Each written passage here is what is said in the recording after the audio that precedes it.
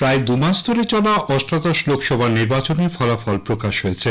রাজ্যের অন্যতম বৃহৎ জেলা দক্ষিণ 24 পরগনা, এই জেলা 4টি আসন পুনরায় জয়লাভ করেছে রাজ্যের শাসক দল তৃণমূল কংগ্রেস। জেলায় জয়ী সাংসদরা হলেন ডায়মন্ড হারবার থেকে অভিষেক ব্যানার্জি, যাদবপুর থেকে সায়নী ঘোষ, জয়নগরের প্রতিমা মণ্ডল ও মথুরাপুরে বাপি হালদার। এদের মধ্যে বাপি হালদার ও সায়নী ঘোষ নতুন মুখ, এনারা দুজন এবারই প্রথম সাংসদ হয়েছেন। অন্যদিকে অভিষেক ব্যানার্জি ও প্রতিমা মণ্ডল টানা 3 বার জয়ী হলেন। এবার ডায়মন্ড হারবার কেন্দ্র থেকে তৃণমূল কংগ্রেস প্রার্থী অভিষেক ব্যানার্জি জয়ের মার্জিন 7,20,000-এর মতন। এই জয়ের মার্জিন নিয়ে বিজেপি ও সিপিএম ভোট লুট ও সন্ত্রাসের অভিযোগ সরব হয়েছেন। তৃণমূল কংগ্রেস অভিযোগ অস্বীকার করে একে মানুষের জয় বলে অভিহিত করেছে। এই জেলা বরাবরই শাসক দলের শক্ত ঘাঁটি হিসেবে পরিচিত। পঞ্চায়েত, পুরসভা থেকে বিধানসভা সর্বত্র তৃণমূল কংগ্রেসের জয় জয়কার। এই জেলার একমাত্র ভাঙড় বিধানসভা আসনটি বাম সমর্থিত আইএসএফ এর দখলে। রাজনৈতিক হিংসার মানচিত্রেও এই জেলার নাম বরাবরই প্রথমে উঠে এসেছে। সপ্তম তথা শেষ দফায় 1 জুন ভোট হয় এই জেলার 4টি আসনে। নির্বাচনের দিনই শাসক দলের বিরুদ্ধে ভোট সন্ত্রাসের অভিযোগে সরব হয়েছিল বিরোধীরা। ফল প্রকাশের পর বিরোধীদের ওপর হামলা, ভাঙচুর, বাড়িছাড়া করার একাধিক অভিযোগ উঠে এসেছে। ক্যানিং, বারুইপুর, মহেশতলা থেকে শুরু করে জেলার বিভিন্ন এলাকা থেকে অভিযোগ উঠে আসছে। ইতিমধ্যেই বিজেপির যাদবপুর সাংগঠনিক জেলা ও ডায়মন্ড হারবার সাংগঠনিক জেলার অফিসে ঘরছাড়া বহু কর্মী সমর্থকরা আশ্রয় নিয়েছেন। জেলা প্রশাসনের পক্ষ থেকে দ্রুত ব্যবস্থা না নেওয়া হলে এই জেলাতে আগামী দিনে ভয়াবহ পরিস্থিতি হতে পারে বলে মত রাজনৈতিক বিশ্লেষকদের। এই ফলে পর্যালোচনা করতে গিয়ে দেখা গেছে শহর ও শহরতলি এলাকায় বিজেপির ভোট শতাংশ বেশি, তুলনায় গ্রামীণ এলাকায় শাসক দলের ভোট শতাংশ অনেকটাই এগিয়ে।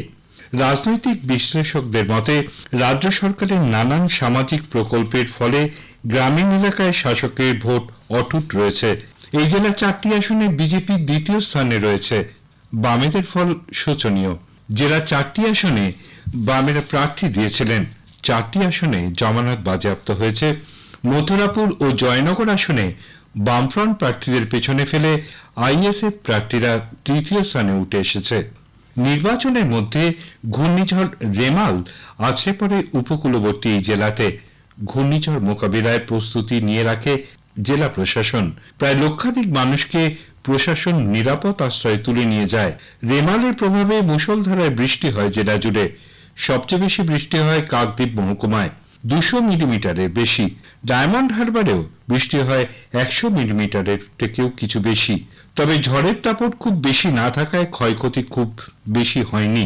রেমালের জেরে জেলায় 2 প্রৌঢ়ার মৃত্যু হয়েছে। গোসাবা, কাকদ্বীপ, ক্যানিং, কুলতলি, নামখানাতে বাঁধ ভেঙেছে। অনেক এলাকায় বাঁধ উপচে জল ঢুকেছে। প্রশাসনের পক্ষ থেকে দ্রুত বাঁধ মেরামতি না করলে বর্ষায় জল ঢুকবে বসতি এলাকায়।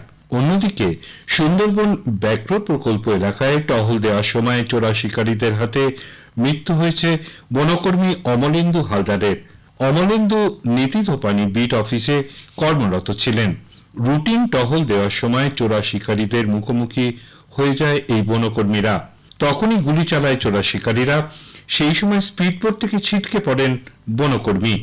পরে ভারী কিছু দিয়ে মাথায় আঘাত করে মারা হয় অমলেন্দু বাবুকে। জঙ্গল থেকে উদ্ধার হয় বনকর্মীর মৃতদেহ। সাম্প্রতিক অতীতে এরকম ঘটনার নজির নেই সুন্দরবনে। নির্বাচনের মধ্যে এই ঘটনা ঘটায় প্রশাসন খুব বেশি নজর দিতে পারেনি। তবে মৃত বনকর্মীর পরিবার নিরপেক্ষ তদন্তের দাবি করেছে। ইতিমধ্যেই বন দপ্তর বিভাগীয় তদন্ত শুরু করেছে। আবারও চলতি মাসে সুন্দরবনে বাঘের আক্রমণে মৃত 2 মৎস্যজীবীর পরিবারকে ক্ষতিপূরণের নির্দেশ দেয় কলকাতা হাইকোর্ট। সেই নির্দেশ মেনে 5 লক্ষ টাকা করে ক্ষতিপূরণ পান 2 পরিবারের সদস্যরা। জেলা চিঠি শেষ হল। দক্ষিণ 24 পরগনা থেকে পাঠিয়েছেন আমাদের সংবাদদাতা গৌতম মণ্ডল।